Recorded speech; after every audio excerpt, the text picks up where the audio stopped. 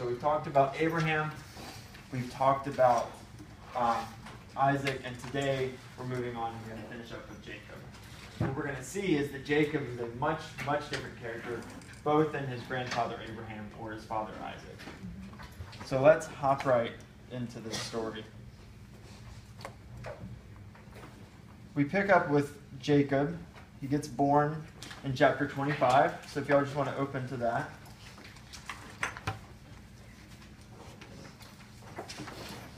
Starting with verses 19 and onward. And we get this nice little narrative of Abraham and Sarah, of Isaac and Rebekah having these sons, right? And this is the part where Isaac actually gets to do something, right? Because Rebekah is barren, right? And remember kind of what we equated barrenness with before in the ancient Near East? Right.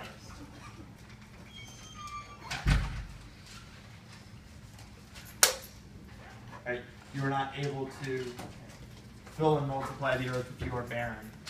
Right? So here we have Rebekah being barren. And Isaac prays for her, and the text tells us that God listens and enables her to become pregnant. Right? So here we have the children of Rebekah being a divine action, right? This is a gift. Right? Whenever someone prays for someone who is barren and that person is able to have children, when this is kind of turned, right, this is an act of God. And that's kind of what the text is wanting us to see, is that the birth of Esau and Jacob, this is a divine act. Right? God has a part in this. However, Esau and Jacob don't really start out liking each other. It's not just because this is a divine act that here we have like two angels being born of Rebekah. Because notice what it says. Let's see here in verse... Was it 25? Should be 25. Yeah, 25. Starting with verse 19. It says in verse 22, the children struggled together within her, and she said, if it is to be this way, why do I live? Right? So there's so much tumult inside her that she is saying, like, why am I even alive when things are this bad? Right? And this is kind of already just going to set up the relationship between Jacob and Esau. Right? We're getting from their birth this relationship, and it's going to continue out throughout the rest of their lives. Even when Jacob kind of has this revelation, he and Esau don't ever really see eye to eye. And so Rebekah inquires of God, why is this happening? And God answers her, right? He said, 2 nations are inside your womb, and 2 peoples born of you shall be divided. The one shall be stronger than the other. The elder shall serve the younger. So here Jacob and Esau, as with Cain and Abel, we see this idea of sibling rivalry popping up. Right? And we also, in a sense, have an ideology again.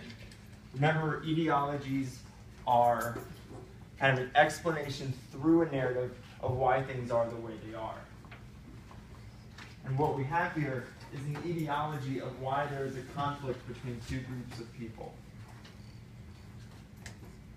Because the name Esau here, as the text tells us, is a play on the word for red, which is Edom in Hebrew.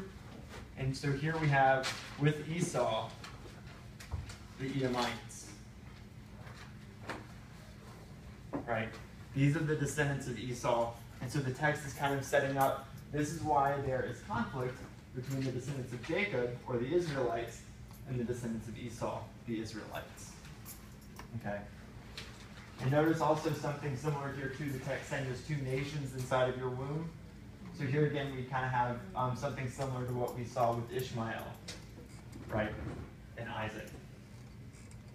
Okay, so kind of these same themes popping up again. I just want you to be able to kind of identify these themes as they pop up throughout the text. Wait, I'm sorry, you said Sure. that's Esau and Jacob represent which two people? So Esau is representing the Edomites, and Jacob, we'll see, is the Israelites. Yeah. So Esau is a play in the word for red, and Jacob becomes Israel. So the Israelites. Right? So kind of this ideology of why there's a conflict between these groups of people. Now there's struggle within her because, as we come to see, Jacob takes the place in mythology in a certain sense, even though we're not really dealing with mythology much here, of the trickster.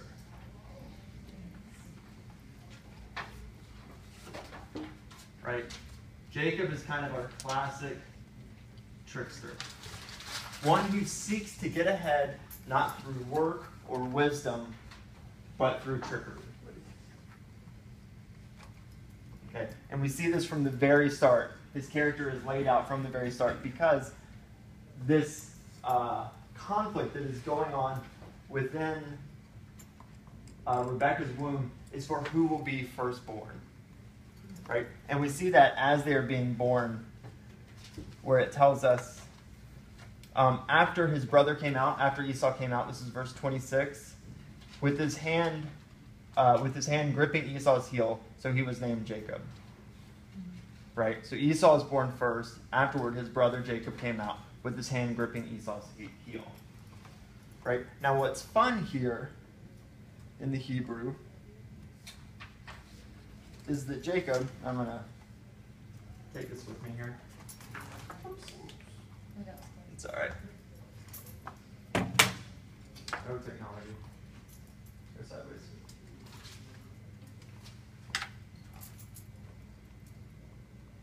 Where are we here? Here we go. Yeah.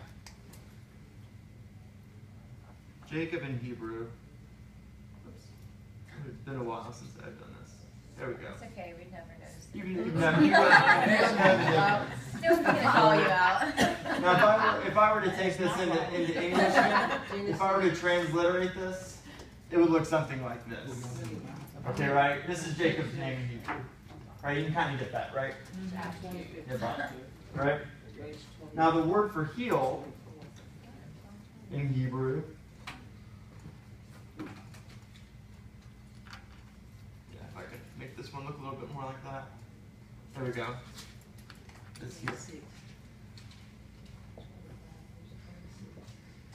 Right? So there's even a play on words here with Jacob's name. And this is why the text tells us that Jacob is named this way. Right? Because he came out gripping the heel. So here we have kind of this idea of naming, right? Of naming being connected with who Jacob is. And his name is connected with the idea of gripping the heel, of trying to be the firstborn. Now, why is it important to be the firstborn? Why does that matter? Because does that matter today? Yeah. It does? Not necessarily that much. Does it legally matter? Not legally, but firstborn usually get the inheritance and stuff like that. That's Okay, sometimes. For like royalty, they would pass this on is their kind of heirs. like They the first strong born. The estate. Good. With the firstborn, and it's no different from, say, the Middle Ages or even sometimes today, it's got a fancy word. It's called primogeniture, which is where the firstborn, the prime, right, the firstborn, inherits the family's the family's wealth, the family's property, right? And this is what the birthright is, right? The birthright of the firstborn is to inherit what is the family's. And this goes towards the firstborn male. Okay, and this belongs to the firstborn. So here we see, in a sense, Jacob, as he's coming out, is trying to lay claim to this birthright on his own. Right? And what we'll see as well is what also gets given the firstborn is the blessing. And the blessing is different from the birthright. The birthright we can think of as property. The blessing is the status of the head of the home, or the head of the household, or the head of the family. I think mafia style here. The Don. Yeah, you get to be the Don. Yeah, I like that. Okay. Both of these are accorded, even in Israelite society, to the firstborn. We see this if you want to go and find this in the Hebrew text. It's in Deuteronomy 21. Is where it lays out that both of these things should be given the firstborn, given to the firstborn. So in a sense, what we see here, and what Jacob kind of symbolizes here, is grasping for the promise. Right? In the same way that he is grasping for his brother's heel, he is grasping to be the one who inherits this promise. But remember, he's doing this not in a respectable way where he is striving for it. He's doing it through trickery, right? Through grasping at his brother's heel, symbolically to try to pull him back in the womb so that he could be the firstborn. Okay? And we see him, seeing how he's not able to do this, as an infant, he does, through trickery, get these two things from his brother. Right? We get a story of Esau coming in and being hungry, and Jacob says, well, I'll give you some stew if you just give me your birthright. And Esau, being the kind of animalistic person that he's portrayed to be in the text, is like, sure, whatever. Right? Has no really deep thoughts about this or worries about this, just says, yes, I'm hungry to the point of death, just take it, whatever, I just need some food. Right? And so he's tricked out of his birthright. And then later we see Jacob also tricking Esau out of his blessing while Isaac is laying there about to pass away and has gone blind, right? Jacob comes up to him kind of emulating his brother Esau and is able to take the blessing from his father as well.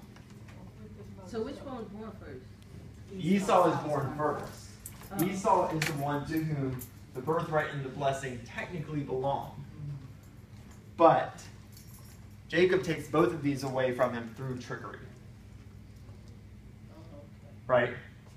Esau gives up his birthright for a pot of stew, and Jacob takes the blessing from his father Isaac by pretending to be Esau.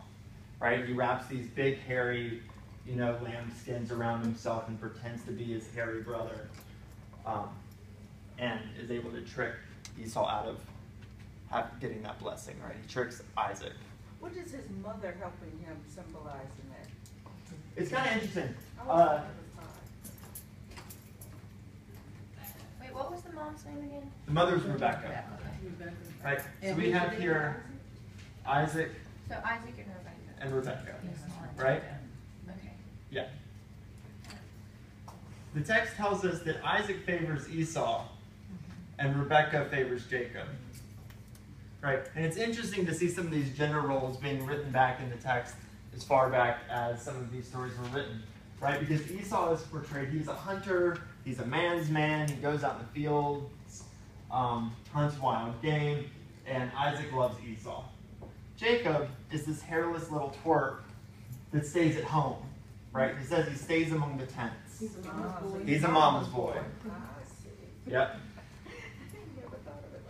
Yep. Jacob doesn't go out anywhere. He doesn't hunt. He just, all the text tells us he does is stay among the tents. And his mom loves him. And his mom, Rebecca, wants him, obviously, because she favors him, to be the one with the birthright, the blessing. Right? So this is kind of the parents' role. Rebecca definitely has a role. Jacob is apparently not getting this trickery just from himself. Kind of learning this from his mama. Right? So some nice family drama. Yes. Family drama's apparently been going on for a very long time. Right? Now, what is important to kind of think about as Jacob is taking all of this from his brother is that Jacob is kind of seen as wanting the benefit without the covenant. And that gets highlighted a couple times in the text very acutely. That he just wants what would come along, he wants these good things without the responsibility of the covenant. right, without having to be in this particular relationship with the God of his father Isaac and the God of Abraham. So, for example, if we look in Genesis 27,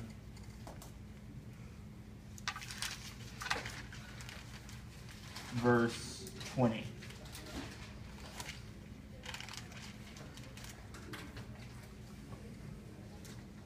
Let's see here. Jacob said to his father, I am Esau, your firstborn. Right, this is verse 19. I have done as you told me. Now sit up and eat my game, so that you may bless me. But Isaac said to his son, sorry, am I looking in the right place? Yes, sorry. How is it that you have found it so quickly, my son? He answered. Right? So this is when when Jacob is tricking his father Isaac to pretend that he's Esau. Because Esau had just sent, I'm getting all these names confused and not making it easy for you guys. It's Monday. Isaac sent Esau to go get some food for him to eat. Right? Jacob pretends to be his hairy brother Esau and comes into Isaac really quick with some food. And Isaac, not being completely senile at this point, is kind of confused. How did you get this so quickly? And notice what he says, what his response is. Because the Lord, your God, gave me success. Right? Not our God, this kind of distancing of himself from that covenant relationship. Right? And we even see this pop up later, and I don't have the reference with me at the moment. But even in, I should have this reference. Let's see. Oh, here we go. If we look in 31, chapter 31 here. 31, verses 51 to 53. Right? This is when Jacob is making an agreement with Laban. Okay? So a whole little backstory here that we're not going to go too far into. Jacob ends up marrying two of Laban's daughters. Okay? Because he gets tricked. The tricker. Right? The trickster got tricked by Laban. Right? So Jacob is going off with Laban's two daughters and a lot more of his sheep than their kind of agreement had called for. Right? Laban's just like, look, just leave. You've done work for me. Here's some sheep. Just go and get out of here. Right? And this whole like us tricking each other has gone far enough. Like, just go. So Jacob leaves, but being the trickster he is, takes more of his sheep than he should. Laban finds out, gets really upset, comes and confronts Jacob. Okay? In making this covenant, this agreement with Laban, listen to the words that they use. Right? Starting in 51. Then Laban said to Jacob, see this heap and see the pillar which I have set between you and me. This heap is a witness and the pillar is a witness that I will not pass beyond this heap to you, and you will not pass beyond this heap and this pillar to me for harm. What kind of covenant does this sound like? Parity, right? Borders just, I'll stay here, you stay there. Right? May the God of Abraham and the God of Nahor, the God of their father, judge between us. So Jacob swore by the fear of his father Isaac. Right? Notice here that Jacob is swearing by Isaac, not by God. Right? So again, this distancing of himself from that covenant relationship, all the while wanting the blessings of it. Okay. And another fun little thing with Jacob's name is when Esau finds out that Jacob has taken his blessing, when Esau finds out that Jacob has pretended to be him, takes this blessing from his father Isaac, he says, isn't Jacob rightly named because he has supplanted me twice? And the name for supplant, if I remember correctly here, is also this same word. Right? The word for supplant, when Esau finds out that Jacob's tricked him, he said, isn't he named right? He supplanted me twice. Right? Because he's doing this wordplay here. Isn't my brother named right? Because not only do these letters with certain vowels mean heal, but they can also mean supplant. Right? To overtake. You've gone ahead of me. You've supplanted me. You've replaced me. Right? So Esau is playing on this name. He says, and yes, he's right. His brother is named correctly, right? Because the text is naming him very correctly. Right? So we've got all of this kind of wrapped up into Jacob's identity. Now, Esau, being the manly man he is very upset at Jacob for stealing his birthright, and goes to kill him. Jacob runs away, right? He's not exactly a manly man, or so the saying goes, and so he runs off. And this is where he ends up marrying Laban's 2 daughters, and that kind of whole drama ensues. Now let's turn to 28:13. Kind of turn back from that verse, or chapter 31. We turn back to 28 and look at verse 13.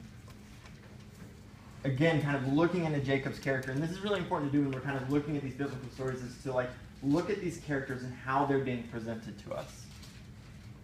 If you look at verse 13, it says, "And the Lord stood beside him," right, stood beside Jacob, "and said, I'm the Lord, the God of Abraham your father, and the God of Isaac. The land on which you lie I will give to you and to your offspring, and your offspring shall be like the dust of the earth, and you shall spread abroad to the west and the east and the north and south," and so on. Right? What is this a repetition of? Be fruitful and multiply. Fruitful and multiply, but also that covenant promise, right? I'm going to make your descendants multiple, and I'm giving you this land. Right? Let's see here. "Know that I am with you, and will keep you wherever you go." Right? This huge blessing. "Then Jacob woke from his sleep," right? This is all in a dream. Jacob wakes from his sleep and says, "Surely the Lord is in this place, and I did not know it." And he builds a altar there. Let's see here. I'm making sure I've got my little passages straight.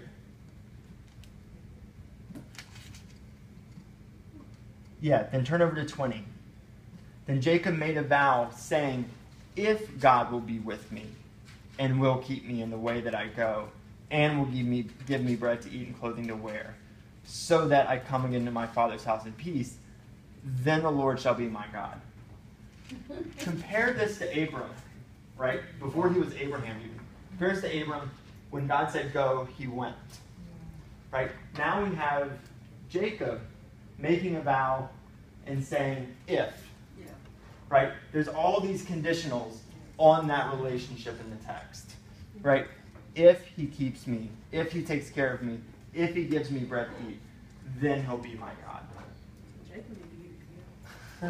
Right. And that's what the text is showing us. The text is showing us this person who does not want to be bound by this totally. Right? Has these conditions, wants these benefits. Right? And this is the kind of character we're getting. So it's interesting, compare all of these characters so far. Like Abram, who's faithful maybe to a fault. Right? Then we get Isaac, whose identity is mainly focused on who he is rather than what he does. And now we get this character, Jacob, who's so far in the text, nobody likes. Right? And that's the whole point. It's important to read these texts and not be like, oh, Jacob's supposed to be a good guy. Let's just all like him. The text is presenting him very negatively, and it's doing it on purpose.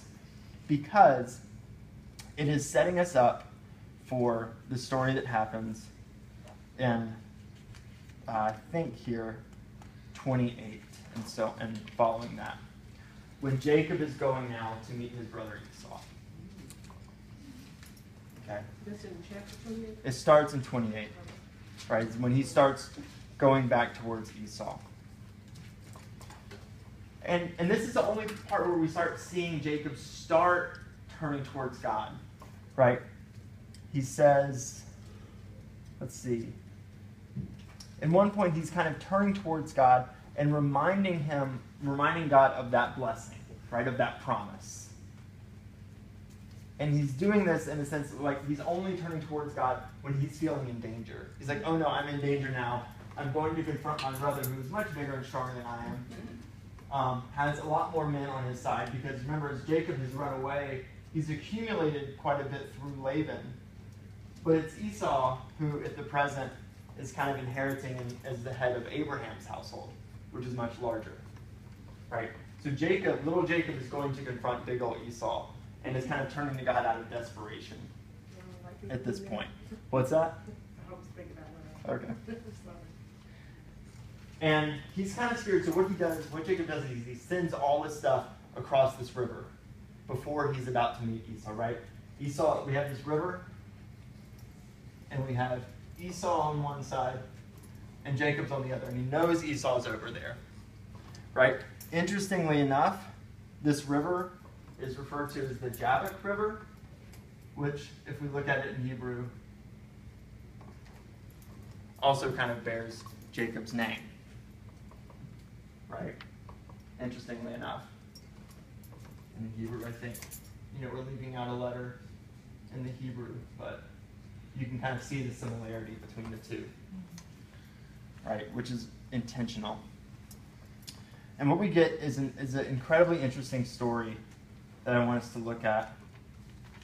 And let's see here. In chapter 32. All right, this is where you see there's probably a heading, Jacob sends presents to appease Esau. Then if we start in 22, we get this story of a wrestling match at Peniel. Okay. In chapter 32, verse 22. Now, looking down to 24, right, Jacob was left alone, and a man wrestled with him until daybreak. Who is Jacob wrestling with? Esau or an angel. All right, let's think about reading in Genesis when we read about the garden, and we said, okay, there's a snake. Who is it? And we all kind of think Lucifer, even though it just says a snake in the text. Who is the text say Jacob is wrestling with right now? Man. Good. It even uses the word ish, which we've come across before. Remember ish and isha, man and woman? It just says ish. It just says a man. Right? At this point in the text. Right? And we'll see how the text kind of muddies this up for us. But at this moment, we just have Jacob wrestling a man, which is supposed to be that is a very intentional move by the text. We are not supposed to imagine some angelic being coming and wrestling. If we noticed just a little bit earlier with the angels ascending and descending upon the ladder, right? Remember in Jacob's ladder, that dream that we talked about with the ziggurats? The text is very comfortable saying angels, right? The text is very comfortable saying God. The text does not use either of those words here. The text just says man, right? And so we have Jacob wrestling this man, and they're kind of bound in this struggle together. Neither one of them can win. Right? And as day is about to break, the man says, "Let me go." And Jacob's response is, "I'm not going to let you go unless you bless me." Again, this trickster attitude kind of coming out. I'm not going to let you go unless I get something from this. Right? What is the man's response?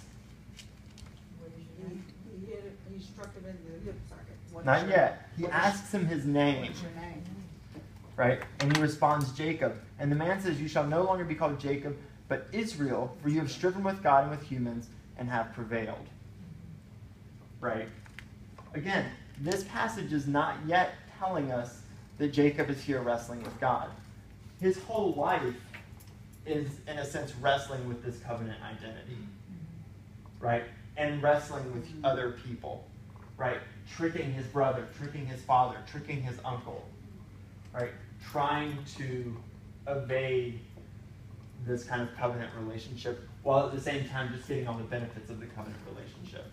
He struck him in the hip before he asked him what his name was. Yes, yes. And this is in a sense so that that man can get away.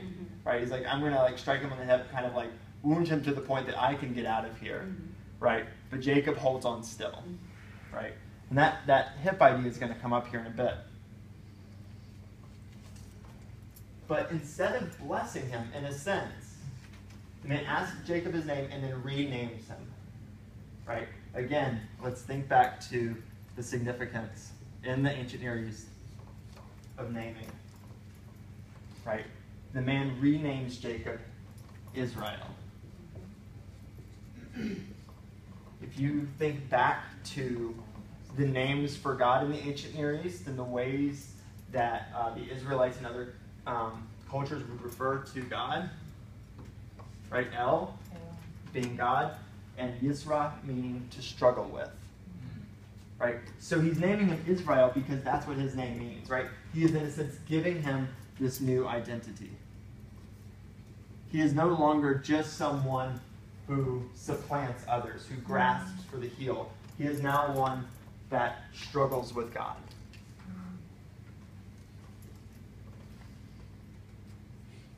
Right? Now, keep this in mind as, remember, we are thinking about how the text is conveying Israel's, the people of Israel's, self-identity through these characters. Okay. And then it continues. Jacob asks, please tell me your name. Right? Now, in a sense, what's interesting here is Jacob then asks him for his name, and the man never responds. Right? He says, why is it that you asked my name? And there he blessed him. So Jacob called the place Peniel, for he said, I've seen the face of God, and yet my life is preserved. Right? So the man with whom Jacob is wrestling does not give him his name. Right? And yet Jacob kind of makes this assumption that here I have encountered God. Right? In the Hebrew mindset, you cannot see the face of God without living. Right? Without dying. And we'll see this show up with Moses especially. So one possible idea about thinking about why the man never reveals his name is that if we are to think of this character as God, there's a sense in which God is not to be renamed. Right? There's a sense that God is saying, no, you will not rename me. Right? To name is not just to give an identity, but to exercise some amount of control over. Think about in ancient Near Eastern religions, if you name a god, you can invoke that god. You can call down that god. You can invoke that god for magic. Right? And so God's still remaining somewhat aloof. And it's not until we get to Moses that we find somebody with whom God is comfortable revealing God's name. But at this point, God evades that. Right? And leaves. He blesses Israel and departs. And it's after this encounter that Jacob meets Esau, and there is, in a sense, some kind of reconciliation. Jacob, they kind of make right, and Esau even says, "Hey, let's go together to this place. Let us now become one family unit. Let's kind of reunite." And Jacob's like, "Okay, yeah, you go ahead. I'll meet you down there," and then he goes somewhere else. Right. So Jacob still hasn't completely shed this trickster identity. Right. But there is a sense in which he one kind of poetic way of putting it is goes limping into the promise. Right? He has been now kind of named and owned and given this new identity in the covenant. And we see his attitude somewhat change. Right? We see his attitude change. He goes to Shechem after he kind of tells Esau to kind of go on his own. And he goes to Shechem and he comes to a new place, sets up an altar, and calls it El Elohe Israel, which means God is the God of Israel. Right? So interestingly enough, after this encounter, there's something about this encounter with this man and the encounter with Jacob that now makes him comfortable to enter into the covenant. Right? He has the birthright, he has the blessing, and now he's kind of claiming that identity that he's been given.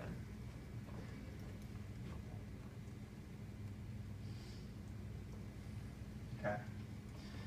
Now, Jacob kind of becomes... Oh, actually, hold on, real quick. Before we move on from here, let me see how we're doing on time. 35. Cool. This identity in Jacob, right, is this idea of wrestling with God. So it's interesting that we have now, this third character is something between Abraham and Isaac. We no longer have this completely passive faith or submissive faith that would just do whatever, right, as Abraham was kind of representing. But no longer do we have this completely passive character like Isaac. Here we have somebody who's wrestling with their identity, right? Wrestling with who they are. Not exactly a model character but yet someone who is still willing to be part of this covenant. Okay?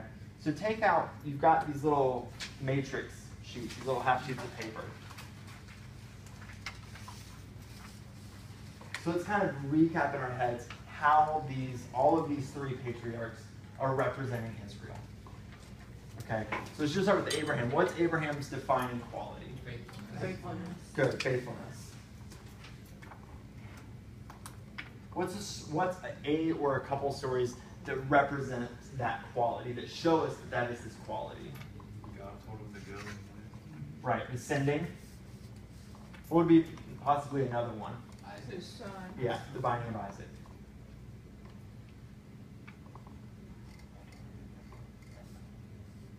Good. Now, what is that saying of Israel's identity?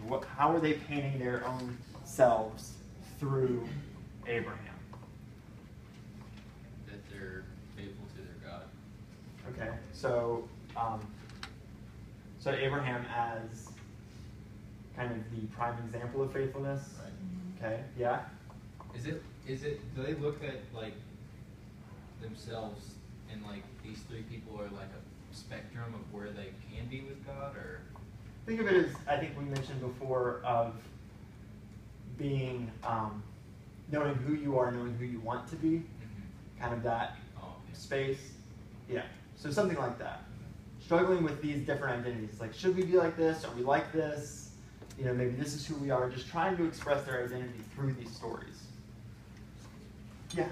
Okay, because a lot of times it's referred to as God of, he's referred to as the God of Abraham, Isaac, and Jacob. Yeah. Is that kind of saying, well, because of the differences in those three personalities, Abraham, Isaac, and Jacob, that if God is the God of them, when we are like that, the nation of Israel, God is still our God.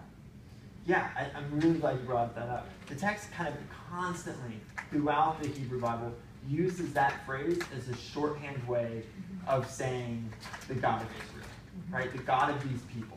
And each of those three people are the patriarchs. And so in a sense, those three people kind of encapsulate who Israel is, right? Encapsulate this story of Israel's beginnings, right? So yeah, so it's in a sense that don't make it too kind of abstract, but in the sense of God is the God of these three very important people that are kind of, in a sense, summing up Israel's identity, right?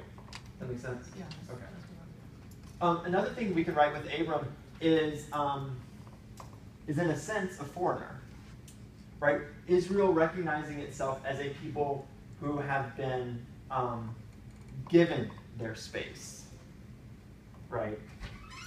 Remember with Abraham, that is whom God promises a land, right? But he is one who comes from not that location, right? He is called forth from a place to go to this new place. And so this is kind of Israel's identity as well, right? Strangers in a strange land. They're kind of like resident aliens in a sense. Okay? And Abraham is kind of encapsulating that identity as well. This idea of resident aliens. We are people who have been brought into this land even though we are not native to this land. This land doesn't belong to us. It belongs to God who has given it to us. Okay. How do a word defining Israel, like which, right? Defining Israel? Well, we have the sense of Israel is a faithful people, and you could say Israel is resident aliens, if you wanted to kind of like sum up those ideas. Good. Isaac. What is Isaac's kind of defining? Passive. Good. Passive, but what else? Because Israel isn't, and this is kind of an interesting one, because Isaac, as far as equality goes, remember, we're not so much looking at what he does, but who he is. He's the covenant. Not just the covenant. Keep giving me more than that. The promise, the covenant. Well, think of let's think of this.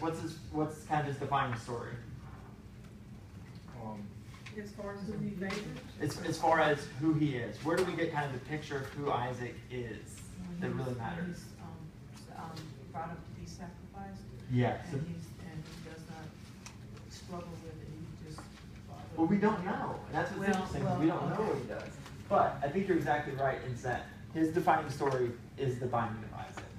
Right? This is very much kind of where we see Jacob's character. His defining story is what? Yeah, so his defining story, Isaac's defining story, is the binding of Isaac, right? The Akedah. Is the binding of Isaac. The binding, yeah, B-I-N-D-I-N-G. Wait a minute, whose defining story is this? Isaac's. Isaac's Yeah. defining story is his binding. Yeah. Remember, because Isaac isn't an active character much at all. Yeah, But it's in the binding of Isaac that we really see what the text wants to do with his character. okay. Right? Because it's not anything Isaac does. Right? Nothing in this text that we've seen really like shows us anything special about Isaac. Because it's his identity as not just the promise of the covenant, but the promise endangered. That's really Isaac's defining characteristic. So if you want to put that for the defining quality, Isaac is the promise endangered. Isaac is, The promise endangered? Yeah. that's for defining quality? Yeah. The promise of what? Endangered.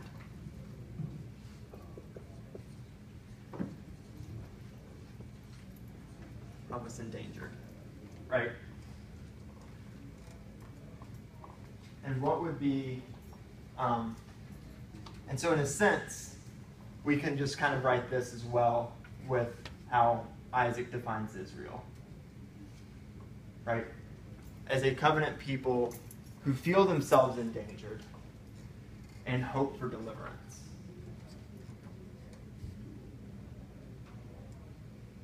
Who see What's the themselves, defining story? the defining story is the binding of Isaac. Right? The Akedah.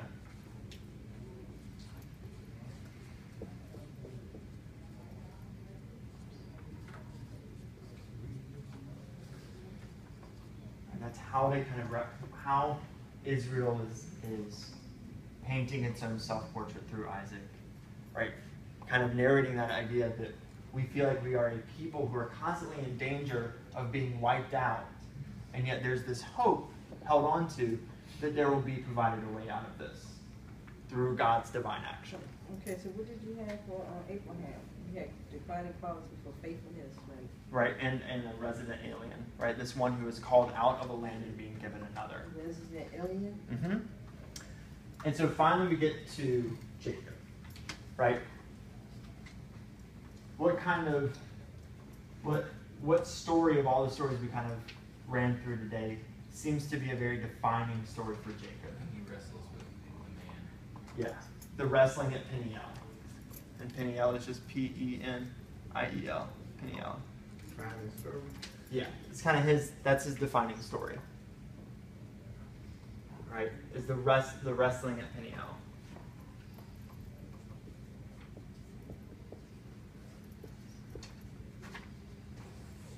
Okay. What kind of qualities about Jacob do we see a lot? Trickster. He's a con artist. Yeah, trickster, con artist, That was his wrestling opinion, his defining defining story. Yeah, that story in the text we can really see a lot of his character in. Right. And we can also even say, kind of along with this wrestling, is his wrestling with his identity. Right? Wrestling with what's required of him.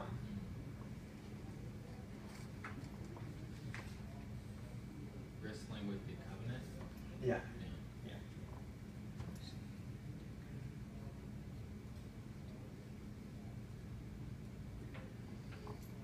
And finally, how does Israel kind of narrate its own self-portrait, its own autobiography through Jacob, who becomes Israel? Their struggle with the covenant.